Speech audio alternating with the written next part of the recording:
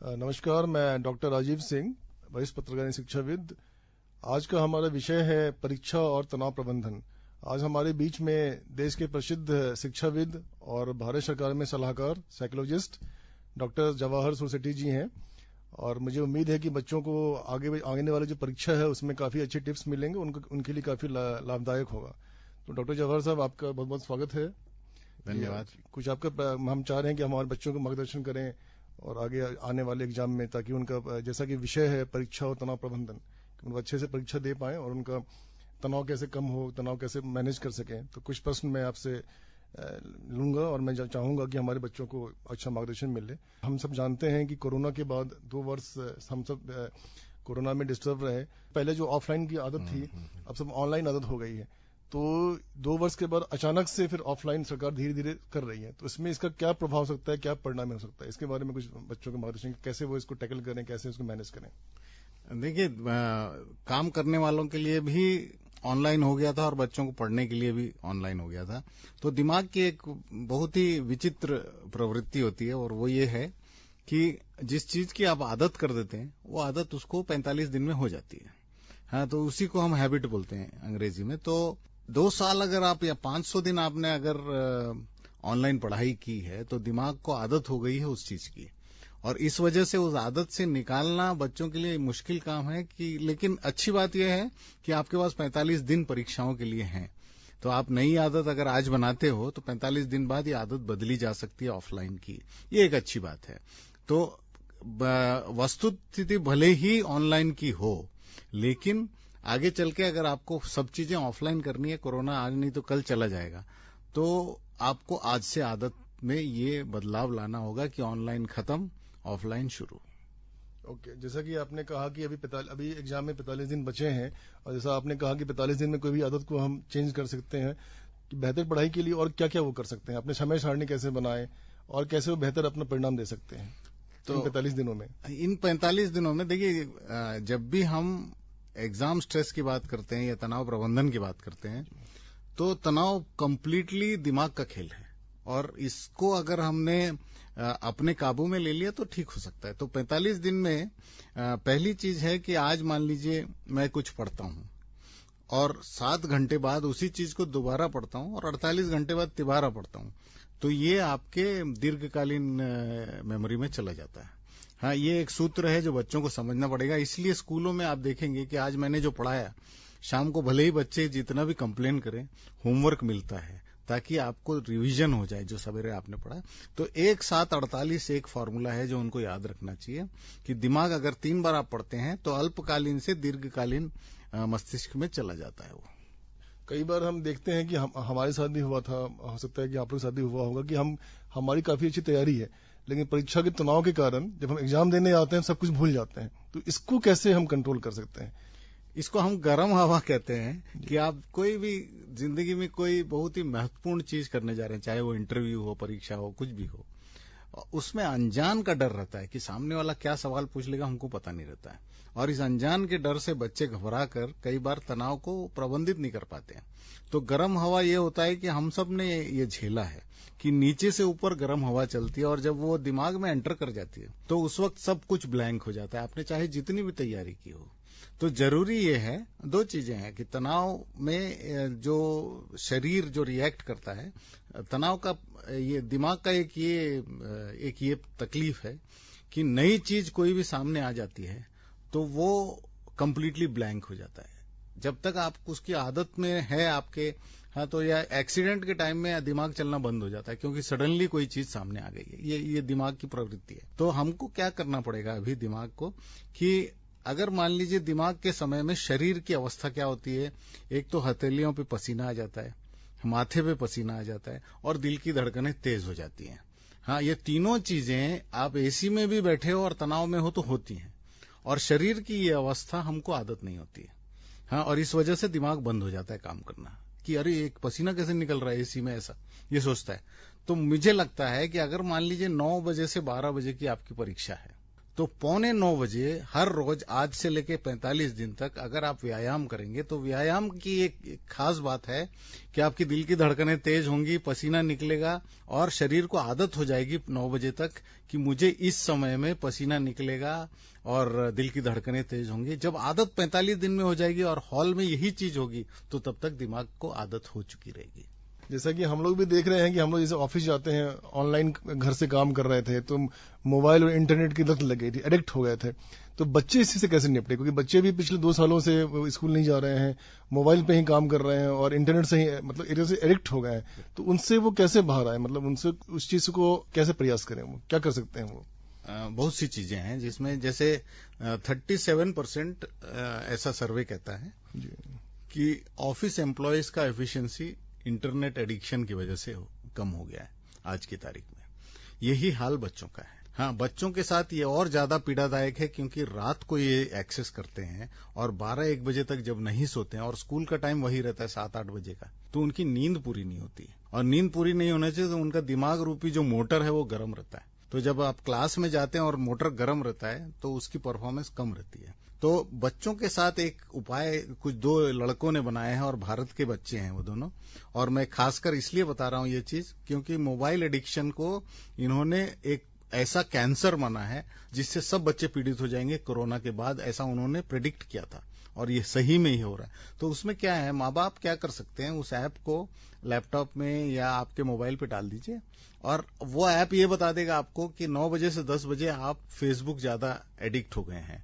तो जैसे सिगरेट पीने वाले लोगों को पता चलता है कि खाने के बाद मुझे सिगरेट की तलब है, उस वक्त अगर आपने रोक लगा दी तो सिगरेट का एडिक्शन कम हो सकता है जिस वक्त सबसे ज्यादा तलब रहती है। तो वैसे ही अगर मोबाइल एडिक्शन की तलब आपकी इस वक्त है, उस चीज को आप जेल में डाल सकते हो। ये प्रावधान उस ऐप में है। उस ऐप का नाम है एप्रिजन। हाँ, APPRISON, यानी ऐप का प्रिजन है वो। तो आप किसी भी ऐप को किसी भी समय के लिए 9 बजे से 10 बजे या जो भी है, हाँ, उस समय के लिए कैद कर दीजिए और आपने मान लीजिए अच्छा व्यवहार किया और 9 से 10 में आपने कैद करने के बाद उसको छुआ नहीं, तो आपको अगले दिन पैरोल मिलेगा। जैसे जेल में मिलता है 5 मिनट रिश्तेदारों को मिलने देते हैं, वैसे ही बच्चों को कोई भी ऐप अपनी इच्छा की 5 मिनट के लिए उस 1 घंटे में वो एक्सेस कर सकते हैं अगले दिन, अगर आपका बिहेवियर अच्छा रहा तो एप्रिजन एक बेहतरीन ऐप है जो आपके मोबाइल एडिक्शन को कंट्रोल करता है। अच्छा, ये आपने काफी अच्छी जानकारी दी। ये एप्रिजन आजकल तो बच्चे भी काफी मोबाइल से एक्टिव हो गए, तो इसमें कर सकते हैं। दूसरा कि एक चीज बहुत शुरू से हम लोग में नहीं झेला होगा कि पेरेंट्स का बहुत दबाव रहता है कि आपको नंबर लाना है, देखो पड़ोसी का बच्चा ये कर रहा है, पड़ोसी का बच्चा वो कर रहा है। तो इसके लिए क्या करना चाहिए बच्चों को? कि पेरेंट्स को समझाना चाहिए, मतलब इसके लिए क्या हो सकता है? अभिभावक का जो पेरेंट्स का जो प्रेशर होता है बच्चों पे, ये काफी कई बार हार्मफुल, कई बार हम नेगेटिव न्यूज भी सुनते हैं कि बच्चे ने सुसाइड कर लिया। इसको कैसे किया जाए, इसको कंट्रोल कैसे किया जाए? हालांकि ये बात शहरों में अब थोड़ी सी कम होने लगी, लेकिन फिर भी जैसे माँ ने गुप्ता आंटी को सब्जी भेजा, शेयरिंग करते हैं, तो गुप्ता आंटी के पास जब बच्चा जाता है तो गुप्ता आंटी बोलती है बेटा तेरा बोर्ड एग्जाम की तैयारी अच्छी है, सुनते हैं तेरे को 75% आएगा। यानी तनाव सिर्फ मेरे माँ बाप के एक्सपेक्टेशन का नहीं है, बगल वाली गुप्ता आंटी का भी है और ये मम्मी ने शेयर कर रखा है।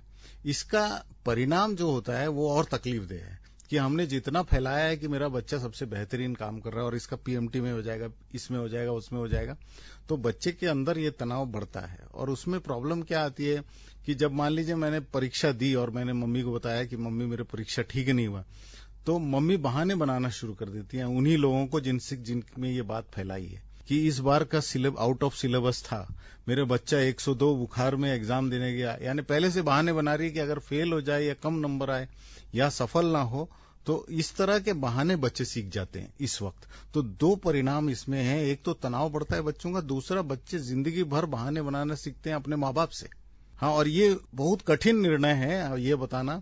तो बच्चों को और माँ बाप को बैठकर, अगर बच्चों के एस्पिरेशंस और माँ बाप के एस्पिरेशंस, यानी माँ बाप कभी गलत सोचते नहीं, बच्चे के लिए अच्छा ही सोचते होंगे, लेकिन कई बार वो मैच नहीं करते बच्चे की इच्छाओं से और उसके जो टैलेंट है उससे मैच नहीं करता। मैं डॉक्टर नहीं बन पाया इसलिए तू डॉक्टर बन जा, बनना कोई बात ही नहीं है इस चीज का। मैं बनना चाहता हूं आर्टिस्ट, अरे आर्टिस्ट बन के क्या करेगा? इस तरह की जो चीजें हैं उनको अवॉइड करके इसको मैं, हालांकि इंडिया इतना महान देश है कि हम लोग कॉन्ट्रैक्ट नहीं बनाते, लेकिन US में कॉन्ट्रैक्ट बनता है बच्चों और माँ बाप के बीच में कि आप नहीं बोलोगे कुछ, इस विषय में, उस परिस्थिति में आना नहीं चाहिए। माँ बाप के बीच में इतना अच्छा सामंजस्य है भारत में और परिवार इतना सुदृढ़ है, तो माँ बाप को समझना चाहिए कि समय बदल रहा है, मेरी इच्छाएं हो सकता है हम ना थोपें तो बेहतर रिजल्ट देता है, और मैंने अपने बच्चों के साथ ये देखा है। ओके, जैसा कि आपने कहा कि शहर के बच्चे में आजकल कम हो रहा है सुसाइड ये का, तो क्या ग्रामीण बच्चे जो हैं वो तनाव प्रबंधन उनके लिए अलग है, या वो क्या करें, वो कैसे करें, ग्रामीण बच्चे कैसे करें? ग्रामीण बच्चों के लिए कुछ अच्छी चीजें हैं। एक तो क्या है, शहरी बच्चों के लिए बहुत सारी ऐसी व्यवस्थाएं हैं जो उनको आकर्षित करती हैं और उनको पढ़ाई से दूर ले जाती हैं। हाँ, जबकि ग्रामीण बच्चों के पास इतनी व्यवस्थाएं होती नहीं है, तो उनके पास ना पढ़ने के बहाने कम होते हैं ये ग्रामीण बच्चों। इसलिए आप देखेंगे जितने भी बोर्ड के रिजल्ट आते हैं, आप देखेंगे कि ग्रामीण बच्चे या कस्बों के बच्चे हाँ शहरी बच्चों से बेहतर परफॉर्म कर रहे हैं। ये आज की तारीख में ये है, लड़कियां बेहतर परफॉर्म कर रही हैं और ग्रामीण बच्चे बेहतर परफॉर्म, ये नया भारत है ये।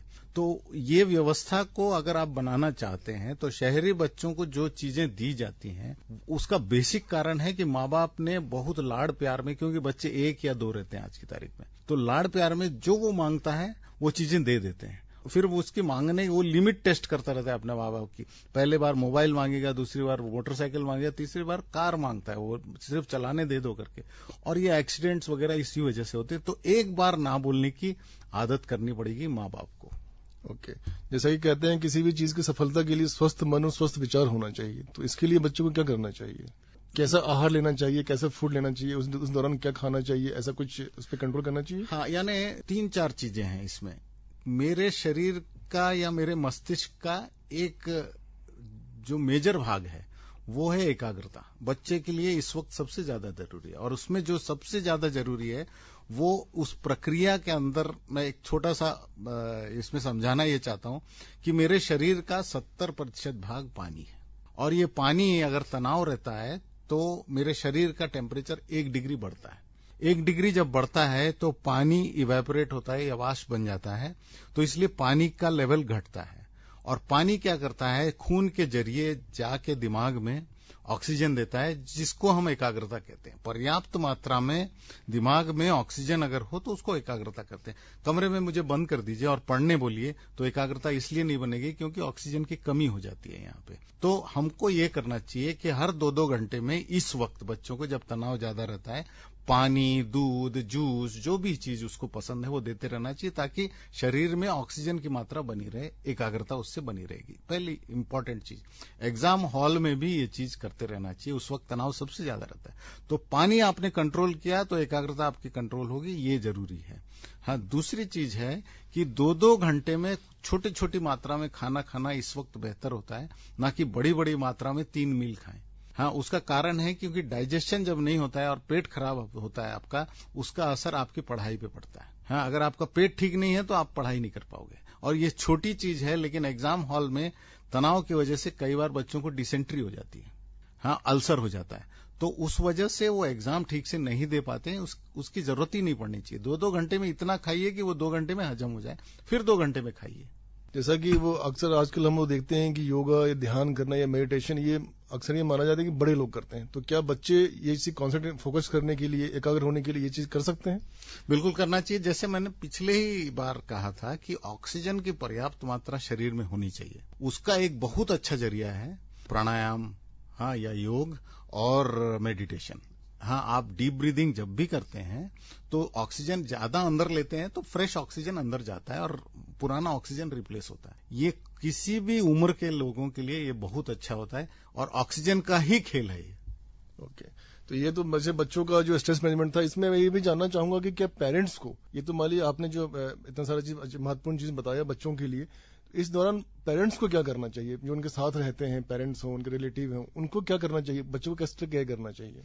देखिए, ऐसा कहा जाता है कि बच्चों का स्ट्रेस से ज्यादा पेरेंट का स्ट्रेस होता है। इस वक्त उनकी कई इच्छाएं जुड़ी रहती हैं बच्चों के साथ, इस वजह से स्ट्रेस होता है। तो इसलिए स्ट्रेस मैनेजमेंट में पेरेंट्स को, जैसे आपने कहा, योग और मेडिटेशन 100% करना चाहिए। इस वक्त अपने आप को अगर वो कम स्ट्रेस में रखेंगे तो उसका असर बच्चे पे कम पड़ता है। मैंने ये भी देखा है कि माँ बाप बीमार पड़ जाते हैं जिस वक्त बच्चे की परीक्षाएं होती हैं, तो बच्चा डिस्टर्ब होता है। तो यानी आप जितना कुछ कर रहे हो बच्चों के लिए, अच्छे के लिए, और उस वक्त ऐन वक्त पर आपकी तबीयत बिगड़ जाए तो बच्चे की एकाग्रता बिगड़ती है। ये भारत के परिवेश में माँ बाप का असर बच्चों पर पड़ता है। तो आप अपने स्वास्थ्य का भी इस वक्त ध्यान रखें। जो मैंने कहा, पानी की व्यवस्था शरीर में या ऑक्सीजन की व्यवस्था, ये माँ बाप के लिए लागू होता है। एक दूसरी चीज है, बच्चों के ऊपर गुस्सा करना इस वक्त। हाँ, गुस्से का मतलब होता है कि आपकी सांस की व्यवस्था बिगड़ती है। सांस अगर 72 बार आप ले रहे हैं तो वो 80-90 तक चला जाता है जब आप गुस्सा करते हैं। तो ये आपके सेहत के लिए अच्छा नहीं होता। अच्छा, इसका असर अगर बच्चे पे पड़ता, अच्छा असर, तो आप कर भी लें, लेकिन बच्चे पे असर पड़ता नहीं है। वो उस वक्त के लिए पड़ता है और वो एक टाइम टेबल बना लेता है, लेकिन दूरगामी असर उस पर बिल्कुल नहीं पड़ता। बल्कि प्यार से आप कुछ करो तो बच्चा, आज की तारीख का जो बच्चा है, वो बेहतर परिणाम देता है। तो अननेसेसरी गुस्सा करना इस वक्त अगर आप छोड़ दें, तो आपकी सांसों की व्यवस्था बनी रहेगी। जी, जैसा कि मैंने अपनी तरफ से प्रयास किया कि मैं सारे प्रश्नों को मैं ले सकूं, आपसे अंतिम में एक निवेदन रहेगा। जैसे आपने एक नई जानकारी दी, एप्रिजन, ये मतलब कि वेबसाइट हम यूज कर सकते हैं। तो मैं ये जानना क्योंकि आप भी अपनी तरफ से जो मैसेज छूट गया हो, तो ये जैसा कि हमारा विषय है परीक्षा तनाव प्रबंधन, इसमें हम और क्या आप कुछ बताना चाहें बच्चों को जो मेरे से रह गया हो या मैसेज कोई और क्या हम ऐड कर सकते हैं? कोई नई जानकारी अगर आप साझा करना चाहें तो। एक छोटा सा लास्ट बोर्ड एग्जाम के लिए एक टिप है, लेकिन इसको बार बार यूज मत करिएगा। इसमें यह है कि आखिरी मिनट में कुछ ऐसे फॉर्मूले रहते हैं जो हम भूल जाते हैं, और बच्चों को ये प्रॉब्लम रहता है, यार ये याद ही नहीं हो रहा है मुझसे। तो आप, दिमाग की एक बात है कि आप फिल्मी गाने आप याद नहीं करते, याद हो जाते हैं, लेकिन पढ़ाई की कोई चीज याद करते नहीं होता। तो इसका मतलब आपका जिससे आपकी भावनाएं जुड़ी हैं वो इजीली याद होता है। तो मेरा कहना है, कोई भी फिल्मी गाना उठाइए और उसमें शब्द हटा के सूत्र को डाल दीजिए, क्योंकि वो गाने का धुन जो है आपके दिमाग में बसा हुआ है, तो इजीली ये फॉर्मूला याद हो सकता है। ये लास्ट मिनट के लिए करने के लिए अच्छी चीज है, बोर्ड एग्जाम के लिए या किसी के लिए भी, लेकिन बहुत लंबे समय के लिए ये रहता नहीं है, क्योंकि ये गाना रिप्लेस होकर दूसरा गाना आ जाता है। आजकल ऐसे ही होता है। तो अभी के लिए बोर्ड एग्जाम के लिए एक बहुत अच्छा नुस्खा है आपके लिए करने के लिए। बहुत बहुत धन्यवाद डॉक्टर जवाहर सेठी जी आपका, और मैं उम्मीद करता हूं कि बच्चे अभी आगामी परीक्षा में आपके टिप्स लेके काफी अपने प्रबंध कर सके, और सिर्फ बच्चे ही नहीं, पेरेंट्स भी आपके टिप्स को लेंगे। और आपका बहुत बहुत धन्यवाद। धन्यवाद।